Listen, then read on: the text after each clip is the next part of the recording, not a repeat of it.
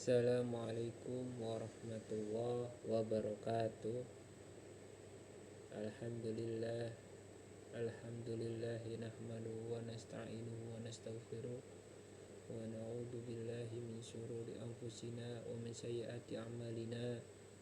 May yahdihillahu fala mudhillalah wa lam yudhlil fala hadiyalah. Asyhadu an la ilaha illallah wa asyhadu anna Muhammadan abduhu wa rasuluh. Allahumma sholli ala sayyidina Muhammad wa ala alihi wa sahbihi wa sallim. Amma ba'du.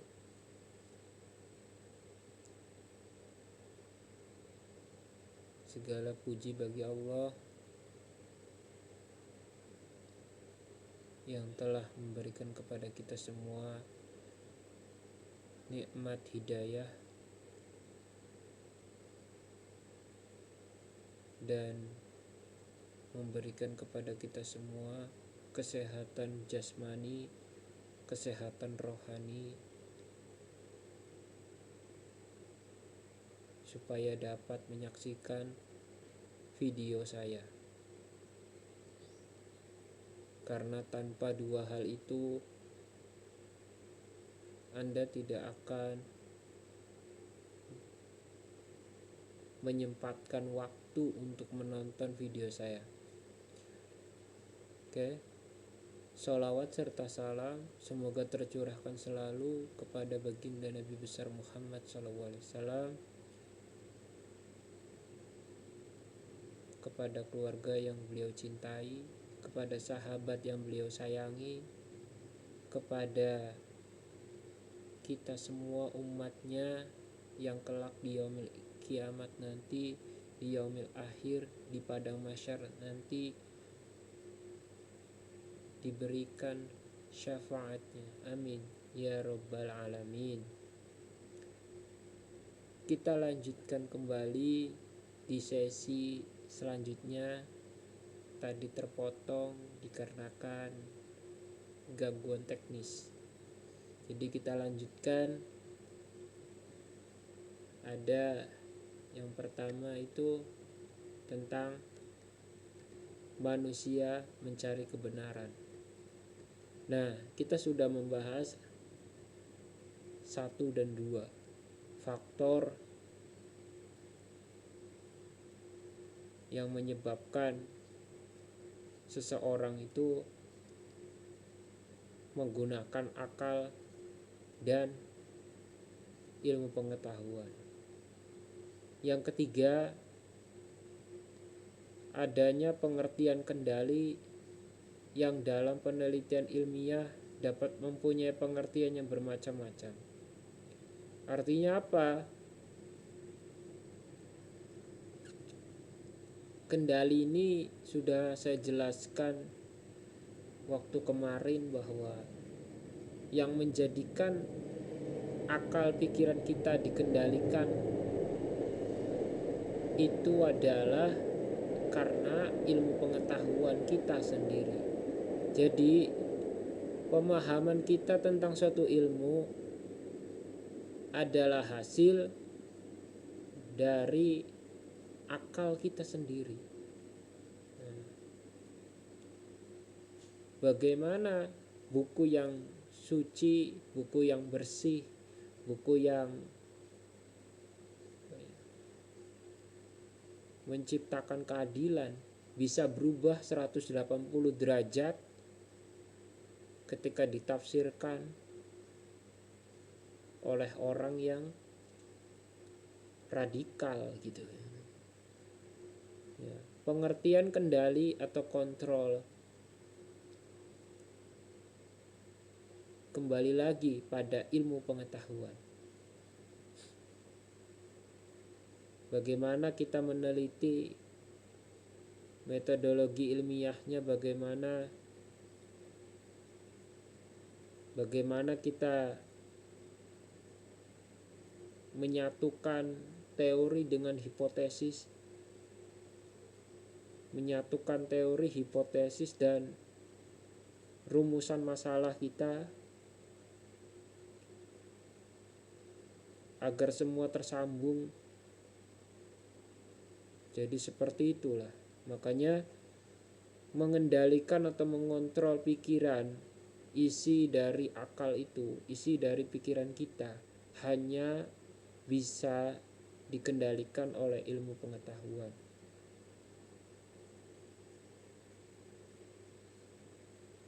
Contoh, seseorang bisa radikal karena yang dia baca itu buku-buku radikal.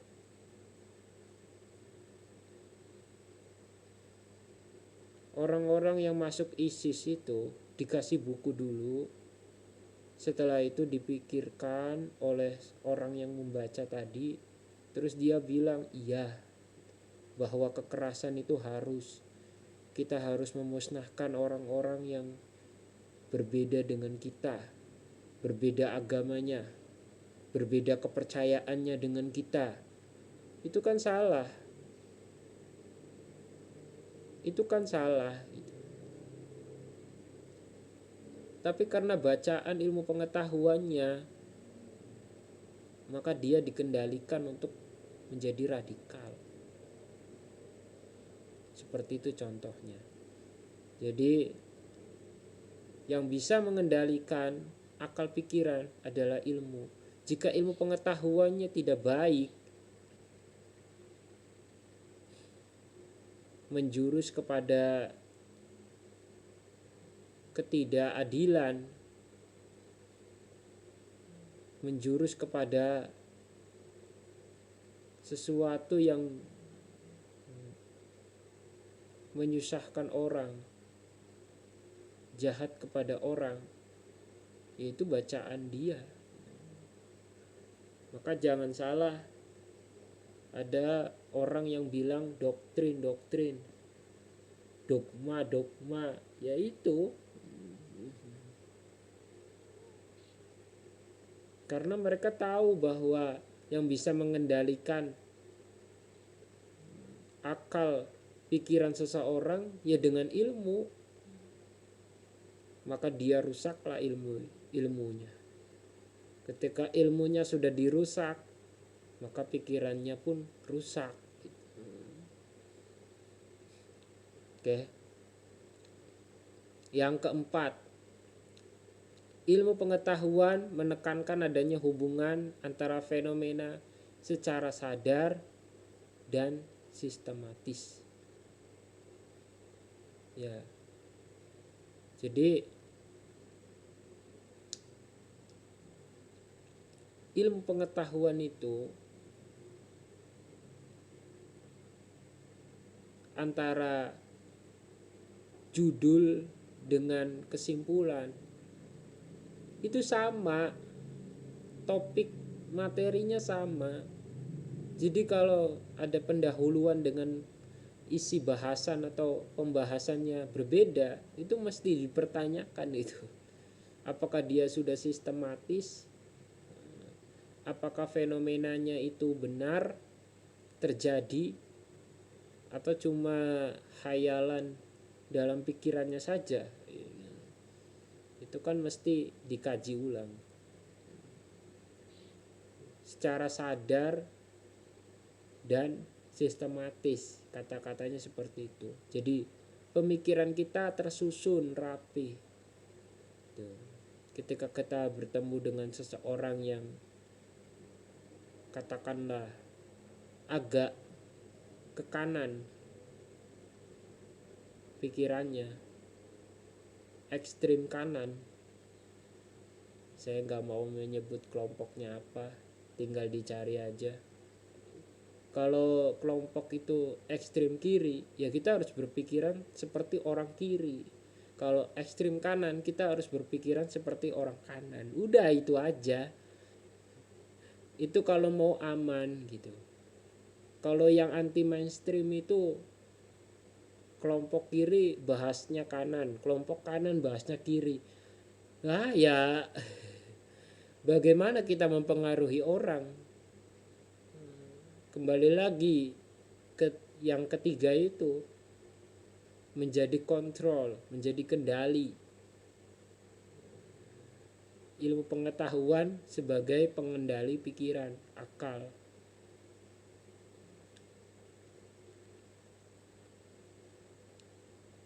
G.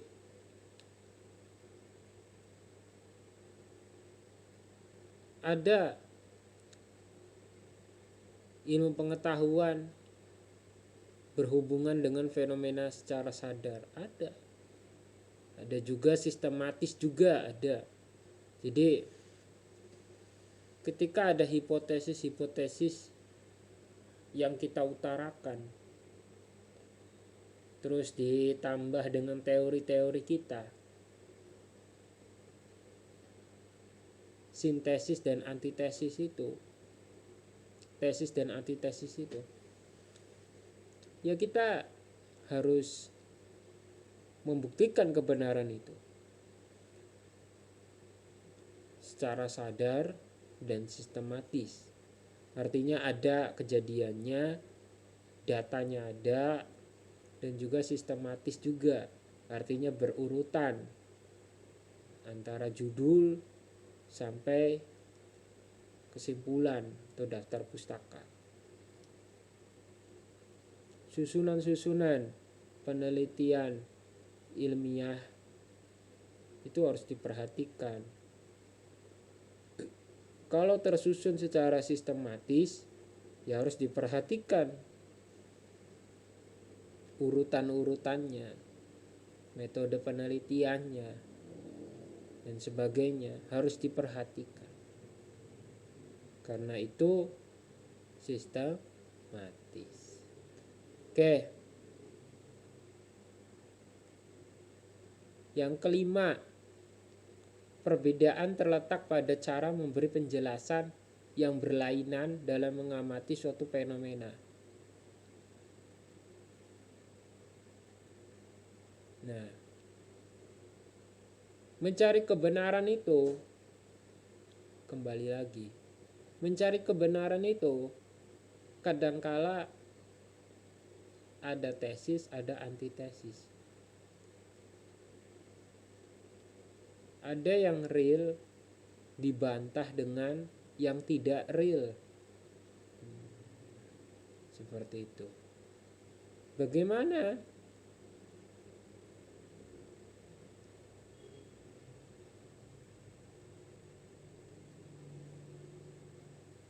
Jadi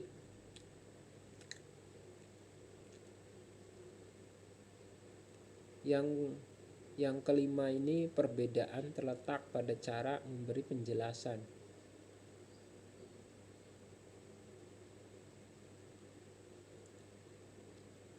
Keterangannya, ilmuwan melakukannya dengan hati-hati dan menghindari penafsiran yang bersifat metafisis.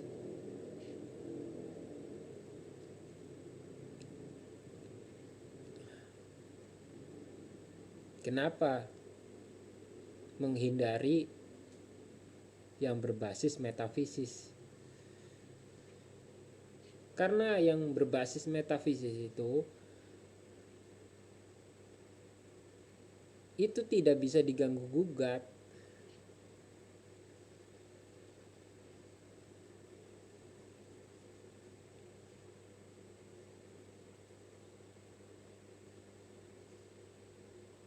Dia berbeda, yang namanya juga metafisik. Metafisik itu sesuatu yang gaib, tidak nyata.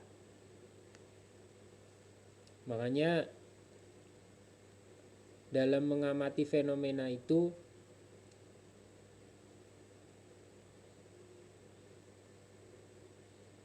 dibandingkan dengan fenomena yang real.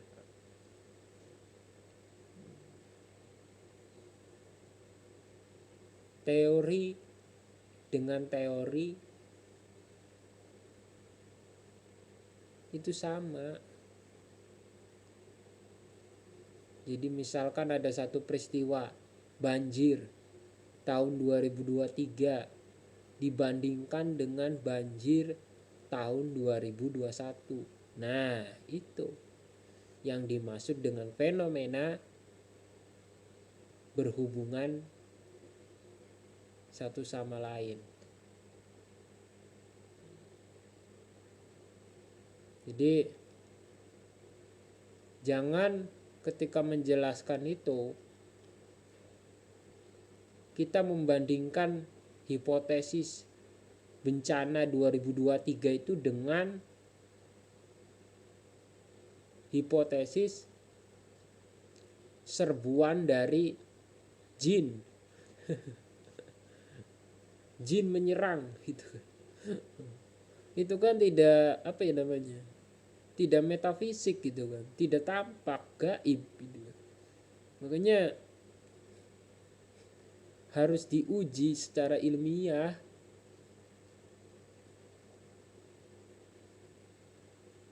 Jadi antara membandingkan satu masalah dengan masalah yang lain, satu rumusan masalah dengan rumusan masalah yang lain, membandingkan antara teori dengan teori yang lain, membandingkan antara hipotesis dengan hipotesis yang lain, itu harus ilmiah, bukan metafisik, bukan gaib namanya, tapi harus real terjadi.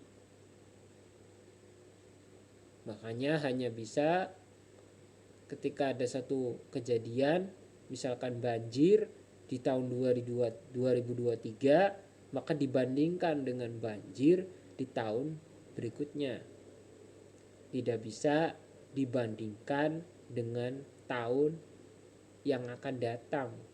Karena biasanya tahun yang akan datang itu berbau metafisik. Kalau kita membandingkan data, itu biasanya data-data yang sudah berlalu, bukan data-data yang akan datang. Kalau yang data-data yang akan datang, itu sifatnya kayak itu nanti bercampur dengan metafisik. Karena belum kejadian, apakah di tahun yang akan datang akan terjadi banjir? Itu kan masih tanda tanya. Dan tidak bisa dibuktikan secara ilmiah. Kita tidak bisa melihat masa depan gitu. Ya kan? Jadi seperti itu. Ada 5 hal pokok yang membedakan antara ilmu dan akal sehat. Yang pertama, ilmu menggunakan struktur teori dan diuji konsistensi internal. Apakah dia empiris atau tidak? Apakah dia faktual atau tidak? Sedangkan akal biasanya tidak. Makanya akal saja, seperti video kemarin, akal saja itu kadang kalau tidak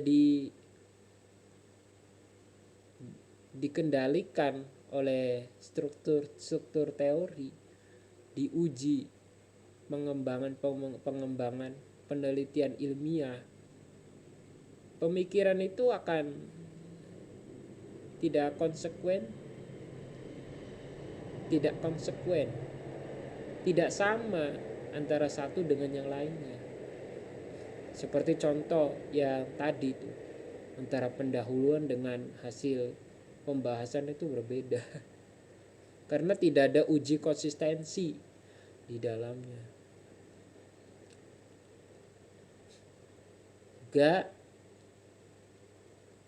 Yang kedua, dalam ilmu pengetahuan, teori dan hipotesis selalu diuji. Halnya dengan orang yang bukan ilmuwan dengan cara selektif. Nah, kalau akal ya menyesuaikan dengan kepentingan diri tanpa memperhatikan suatu indikator-indikator yang lain. Jadi apa yang faktual itu dihiraukan. demi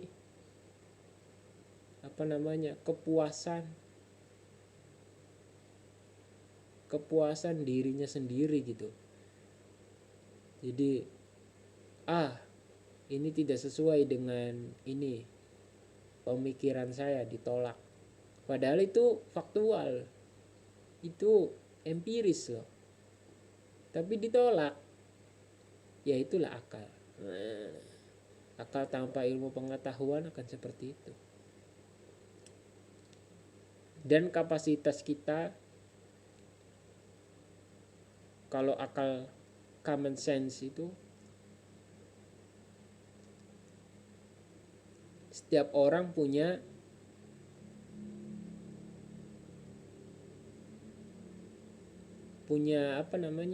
kebebasan. Beda halnya dengan ilmu pengetahuan. Itu ada selektif dalam memilih. Oke. Yang ketiga,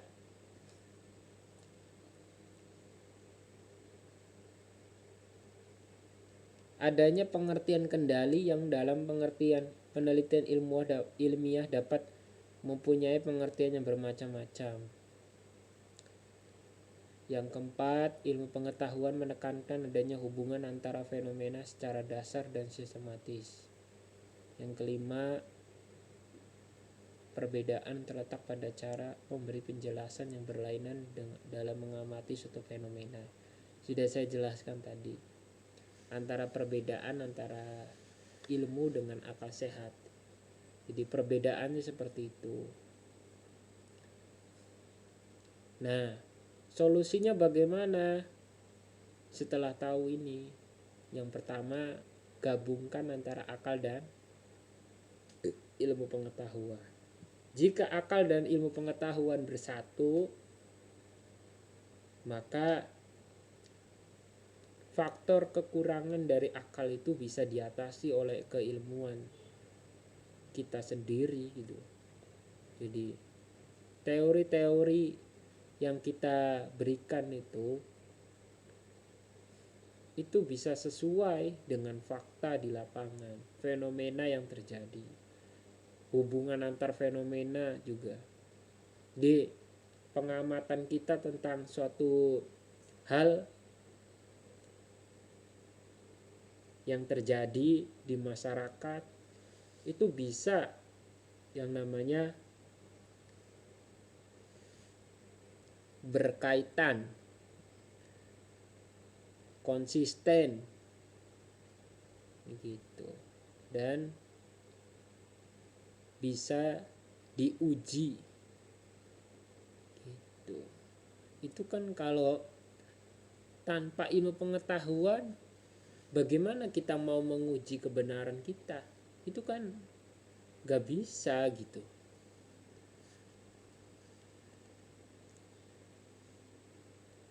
Teori-teori yang gak bisa gitu. Teori-teori yang kita sampaikan itu bukan menurut aku, bukan. Itu menurut buku, menurut tokoh. Dan itu butuh ilmu pengetahuan. Kalau akal sehat ya menurut aku teorinya gitu.